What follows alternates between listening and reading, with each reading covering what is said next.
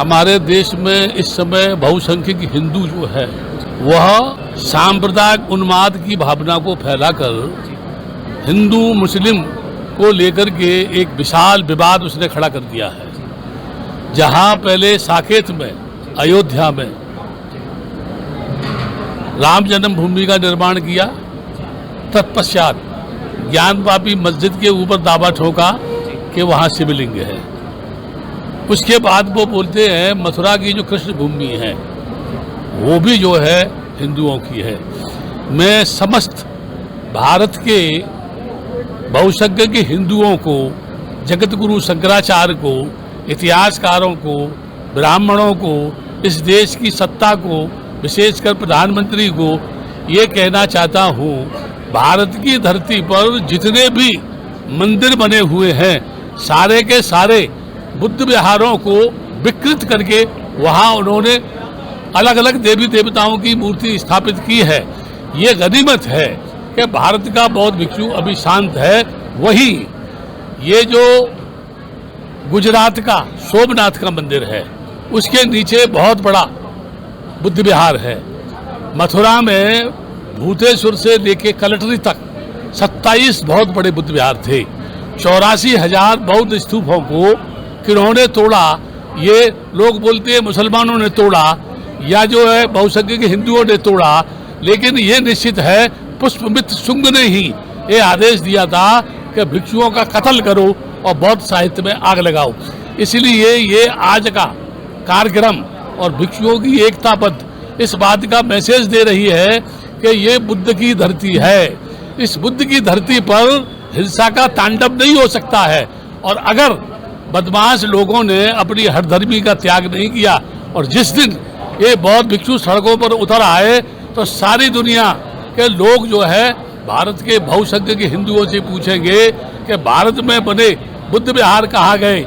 इसलिए मैं कहता हूँ उनसे ईमानदारी से अपनी जगहों की मांग करने से पहले आप बौद्धों की समस्या का भी समाधान करो, नहीं तो बौद्ध सड़कों पर उतरेंगे अहिंसात्मक मार्ग को लेकर के। और अहिंसा के मार्ग पर जितने भी खूंखार लोग हुए हैं उन्हें झुकना पड़ा है, कभी भी उनको कामयाबी नहीं मिली। अच्छा, लगातार जो बौद्ध धर्म के प्रचार में देखा जाता है कि युवाओं की संख्या बहुत कम होती है और कहीं ना कहीं युवा भी भटका हुआ है बौद्ध धर्म से, तो उसके लिए आप क्या कहना चाहेंगे? उसके लिए मैं सिर्फ ये कहूँगा, आज के युग में ज़्यादातर युवा मोबाइल में जो है लगा हुआ है और जहाँ तक युवा के भटकने की बात है, पढ़ा लिखा आदमी को जब नौकरी नहीं मिलेगी और घर में सभी लोगों को रोटी में भी समस्या होगी तो युवा तो भटकेगा।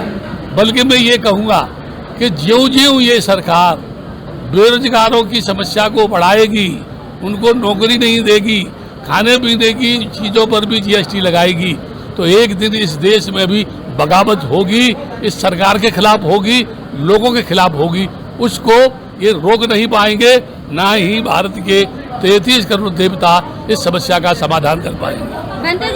बंते जी, जो आज पूरे भारत की जो महिलाएं हैं आज कहीं ना कहीं मनुवादी व्यवस्था में लिप्त हैं और आज जैसा कि अभी सावन चल रहा है, सावन में महिलाएं जो अपने बच्चे को, अपने पति को, यहाँ तक कि खुद वो कांवड़ लेके जा रही है, तो इस पे आप क्या कहेंगे? देखो, ये एक ऐसा प्रश्न है, एक संस्कृत का श्लोक है गता अनगतिका लोका, एक के पीछे एक चलने वाला। जैसे ऊंट की पूंछ से अगर ऊंट की पूंछ बांध दी जाए तो सारे ऊंट उसी के पीछे जाएंगे, चाहे वो गड्ढे में जाए। सबसे बड़ा प्रश्न ये है कि शिवलिंग क्या है।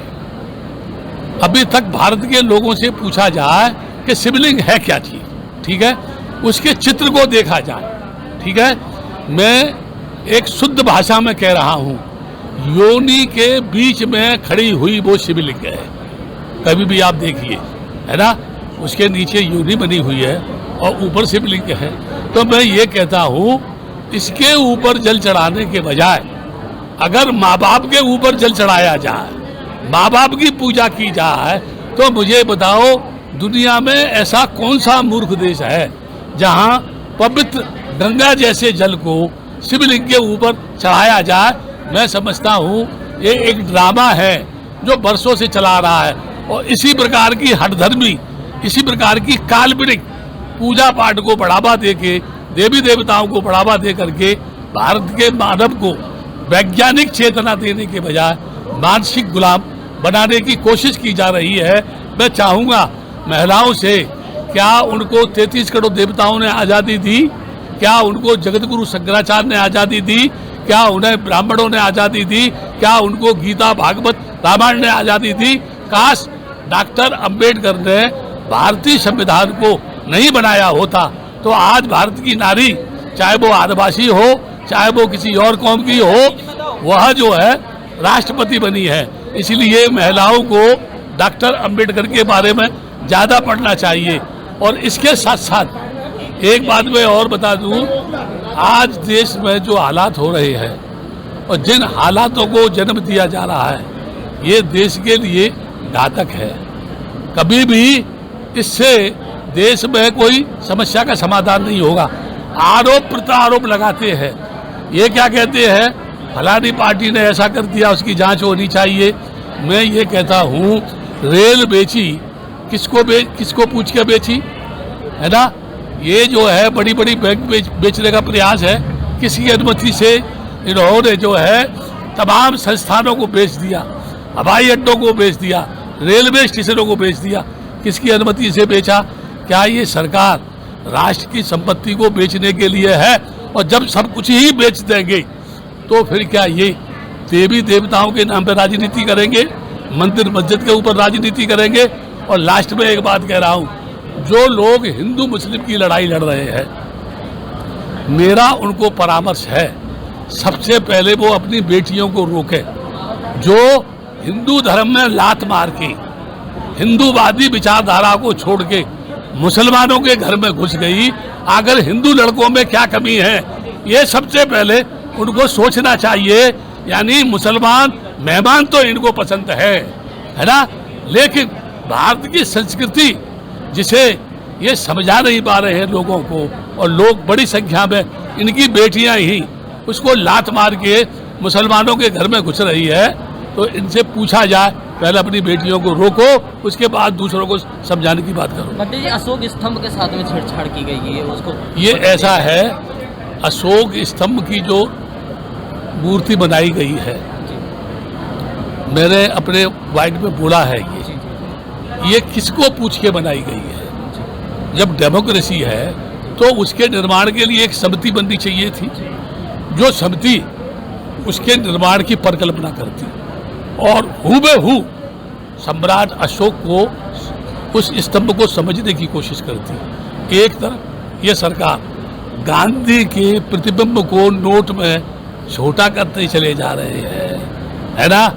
एक तरफ यानी अशोक को ये खत्म करते चले जा रहे हैं, दूसरी तरफ चरखा काटते समय मोदी जी का फोटो है।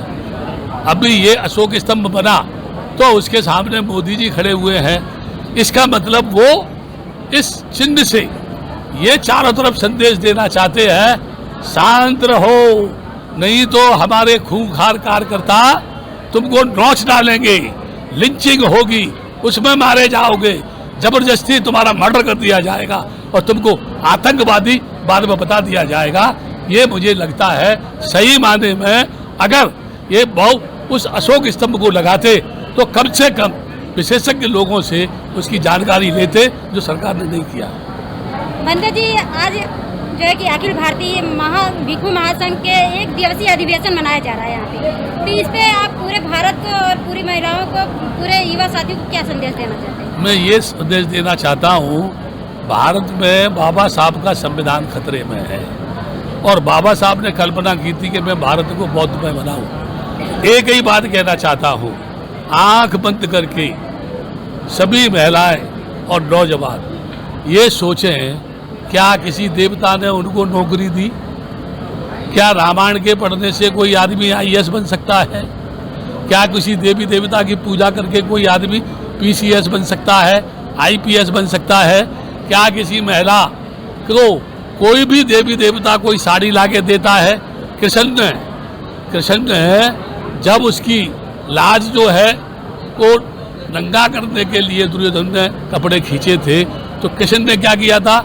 इतनी साड़ी बढ़ाई थी कि दुशासन खींचते खींचते थक गया था आज भारत की महिलाएं सोचें क्या को कि कृष्ण कन्हैया उनकी अस्मत को बचाने के लिए आ रहा है, क्या नग्न महिलाओं को कोई साड़ी दे रहा है, या वो गरीबी को दूर करने के लिए कोई काम कर रहा है। इसलिए जिन देवी देवताओं से इन्हें कोई लाभ नहीं, हमेशा महिलाओं को गुलाम बनाए जाने की कोशिश की जाती है, उनको छोड़ करके उन्हें बाबा साहब को समझना चाहिए, भारत के संविधान को समझना चाहिए और भारत के बौद्ध भिक्षुओं के पीछे आकर के अपने चिंतन को बढ़ा करके रूढ़वादी परंपराओं से मुक्त होना चाहिए। अगर आपने अभी तक सनराइज समाचार को सब्सक्राइब नहीं किया है तो सनराइज समाचार को सब्सक्राइब कीजिए और बेल आइकन को भी दबा दीजिए ताकि आप हमारे आने वाली वीडियो का नोटिफिकेशन सबसे पहले पा सकें।